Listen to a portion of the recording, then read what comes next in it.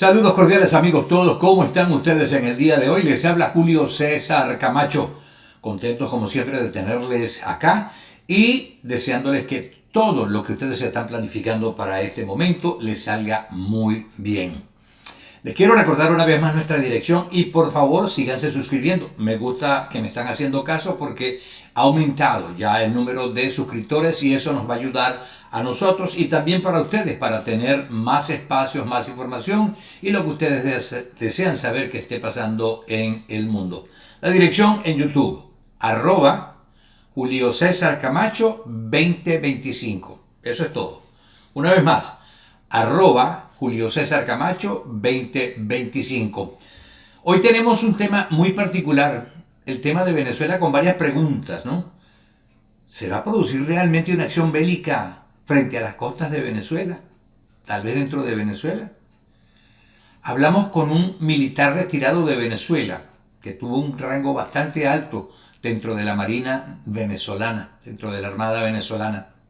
Él asegura que es un hecho que haya acción en contra del actual gobierno de Venezuela de parte de las fuerzas navales de Estados Unidos que se encuentran en el Caribe en este momento. Bueno, ya lo van a escuchar dentro de pocos momentos, él va a estar con nosotros en el programa del día de hoy.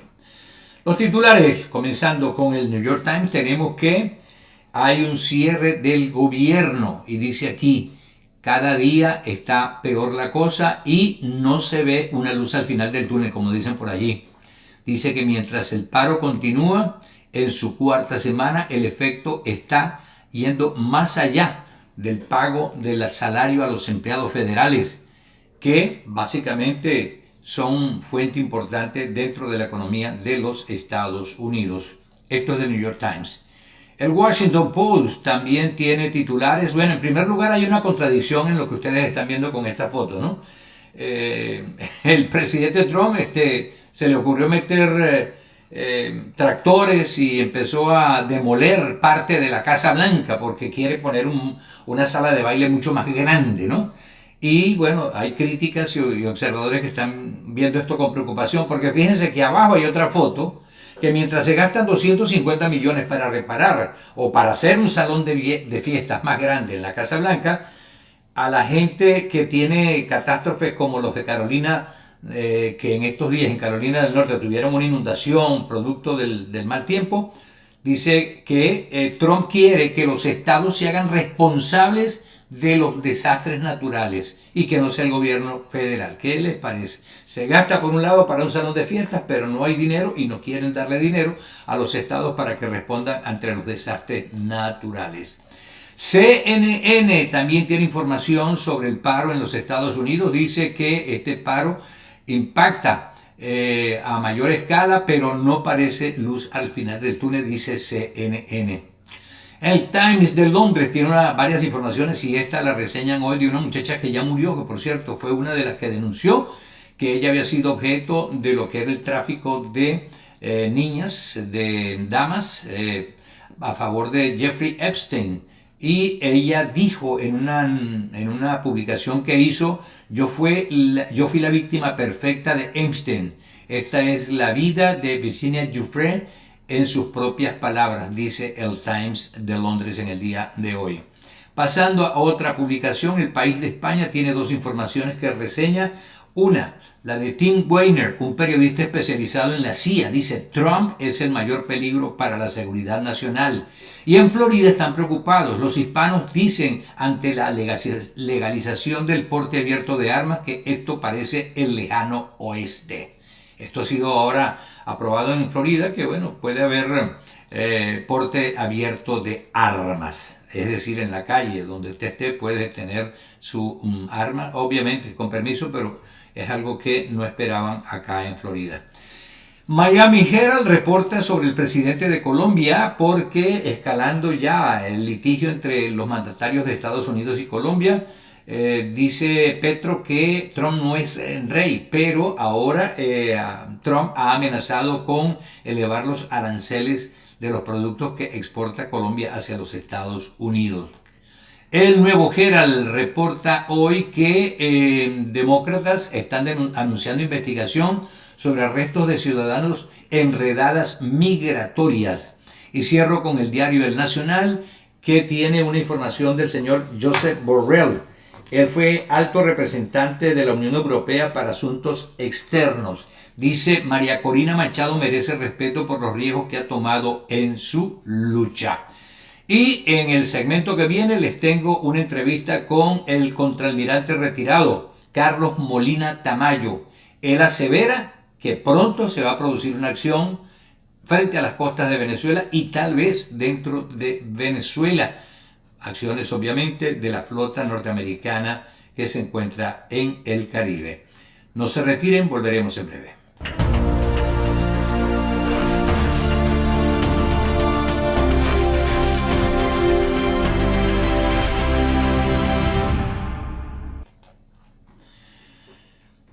Es grato siempre hablar con gente que conoce no solamente mucho a Venezuela, sino que ha servido a Venezuela desde un ángulo bastante interesante, las Fuerzas Armadas. Y en este momento tengo el gusto de entrevistar al contraalmirante Carlos Molina Tamayo, quien ha sido muy notable por su servicio en las Fuerzas Armadas de Venezuela y desde luego es un hombre que ha predicado la democracia, ayudado a preservar la democracia y obviamente se sintió bastante incómodo cuando pasaron las cosas que han ocurrido en Venezuela en los últimos años. Actualmente se encuentra en el exilio y desde luego queríamos entrevistarlo a propósito de los últimos acontecimientos que se están produciendo en Venezuela en este momento y frente a las costas de Venezuela. Contraalmirante Carlos, muy amable por estar con nosotros en el programa de hoy y quiero decirles pues que Carlos Molina Tamayo estaba haciendo unas diligencias de última hora y se dio este espacio para estar con ustedes en este momento. Bienvenido al programa. Bueno, muchas gracias. Como siempre es un placer estar con ustedes y conversar sobre el acontecer venezolano que, bueno, en línea gruesa estamos próximos al retorno de la democracia. Ahí es donde va mi primera pregunta. ¿Cómo ve los acontecimientos que hay? Porque hay quienes están pesimistas, hay quienes están optimistas. ¿Se puede pensar que realmente va a haber una acción que cambie el destino del país en este momento? Yo creo que sí, altas probabilidades. Lo primero por lo siguiente, desde hace muchos años yo particularmente estoy predicando y pasando información con hechos de que el régimen narcocriminal de Maduro, que empezó con el de Chávez, es una amenaza para el hemisferio americano y especialmente para los Estados Unidos de América. Y siempre he dicho, Estados Unidos, si se ve que está amenazado por su seguridad y defensa, va a actuar para acabar con raíz el problema que le podría causar una desgracia. Y en este caso, el narcodictador produce tres líneas que le llaman la atención al pueblo americano. Y estas tres líneas son una de igual de importancia de la otra. La primera, el narcotráfico, que es lo que está ahorita en la escena, en la narrativa. La segunda, la cantidad de delincuentes que envió a Estados Unidos, emulando a los Marielitos. Para los que eran muy jóvenes en los 80, los Marielitos son del puerto de Mariel de Cuba. Fidel Castro sacó a todos los malandros, todos los delincuentes, todos los criminales, todos los psicópatas, sociópatas, etcétera, los puso en barcos y los envió a Miami y se presentaron allá como perseguidos políticos, pues. Y eso le causó un grave problema social a Estados Unidos, porque estuvieron persiguiendo a esos psicópatas por muchos años. Y la tercera línea que se habla poco, pero ya el secretario Marco Rubio la ha nombrado varias veces, es las relaciones de la narcodictadura con Hezbollah y los grupos de islamistas radicales y guerrilleros.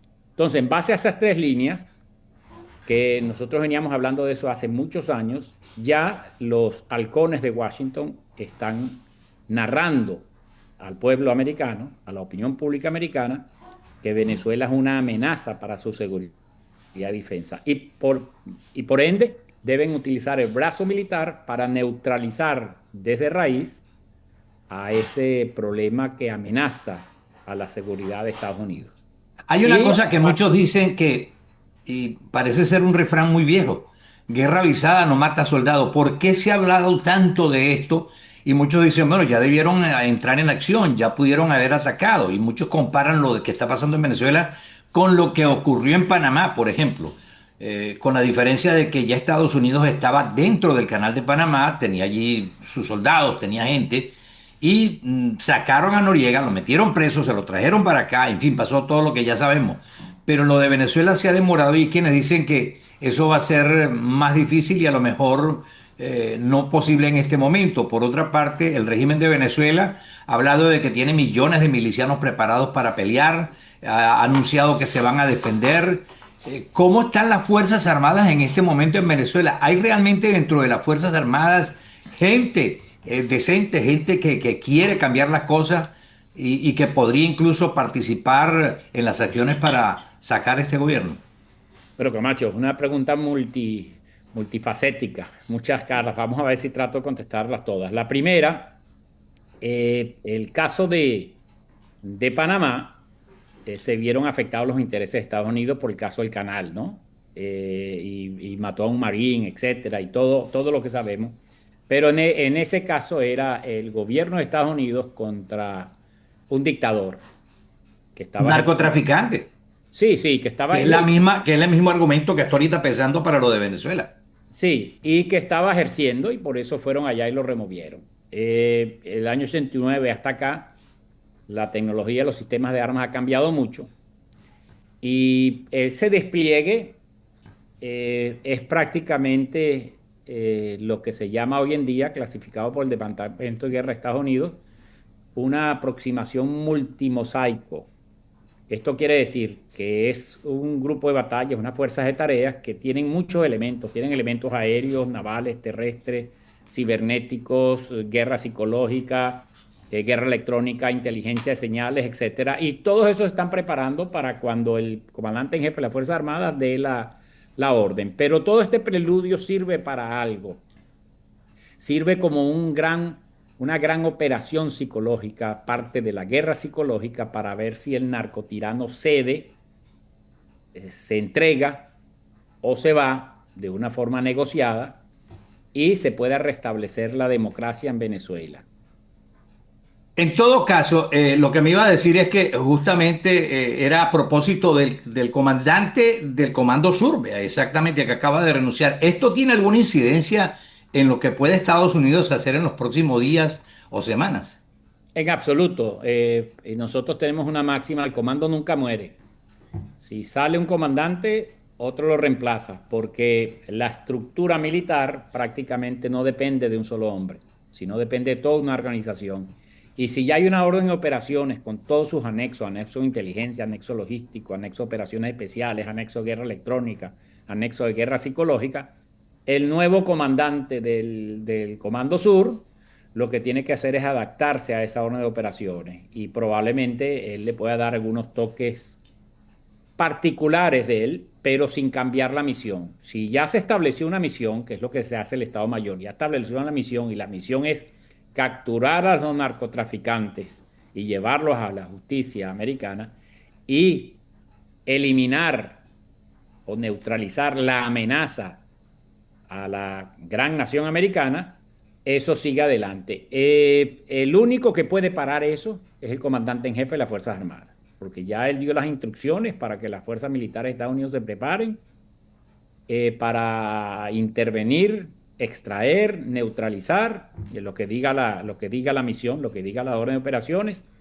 y pueden reemplazar un barco, pueden reemplazar un comandante de un barco, pueden reemplazar a pilotos, pueden reemplazar a soldados, a batallón de infantería marina, pero la misión continúa, de manera de que esa situación del almirante del Comando Sur para nada afecta a la misión. La misión continúa porque es una misión que dio el comandante en jefe de las Fuerzas Armadas y la misión es, por supuesto, eliminar la amenaza hacia los Estados Unidos. Muchos piensan que a lo mejor hay especulación en cuanto a esto que se está haciendo. Y obviamente la gente no va a pensar que van a mandar semejante flota para disparar a unas lanchas, ¿no? Con pocas personas. Pero se puede considerar que realmente el gobierno de Estados Unidos, el presidente Trump, está preparado ya y va a acometer porque suspendió incluso las conversaciones que tenía con Venezuela con su enviado especial y le dijo que no hablaran más. Entonces, ¿se puede pensar que realmente sí va a haber una acción de parte de Estados Unidos? La ventaja que tenemos nosotros, los demócratas venezolanos, es que tenemos un presidente de Estados Unidos aliado, amigo de Venezuela, repito, amigo del pueblo venezolano, pero no amigo de del narcodictador. Y que es muy decidido, lo ha demostrado, tanto en su primer gobierno como en el segundo gobierno. O sea que es un gran aliado para el presidente electo y para la señora María Corina Machado, y eso implica para todo el pueblo venezolano. Y el despliegue de esa fuerza militar, que Estados Unidos siempre está desplegado, siempre está en ejercicio, siempre está en movimiento. Eso es lo que hace que las Fuerzas Armadas de Estados Unidos sean muy eficientes y adaptándose continuamente a la situación. Se adaptan, son muy flexibles en su planificación y en su ejecución. De manera de que esta fuerza, como dije yo, tipo multimosaico, tipo guerra mosaico, esa fuerza está preparada para cuando el presidente dé la orden, intervengan y se producirán diferentes vectores, extracción, eliminación de blancos posibles, etcétera. Lo que nosotros siempre decimos es que hay que tratar de evitar al máximo pérdidas de vidas humanas venezolanas innecesarias, de inocentes. Por ello yo creo que por la planificación y los movimientos que están haciendo en el Caribe, que ellos van a hacer algo sumamente quirúrgico, donde van a evitar, por supuesto, bajas propias del ejército americano y bajas de inocentes civiles, de venezolanos civiles que no tienen Ah, nada que ver con el narcotráfico. ahora hablo de Venezuela. Fuerzas Sí. Armadas de Venezuela, ¿cuán cohesionadas están en este momento las fulanas milicias que han anunciado Maduro y su gente durante estos días?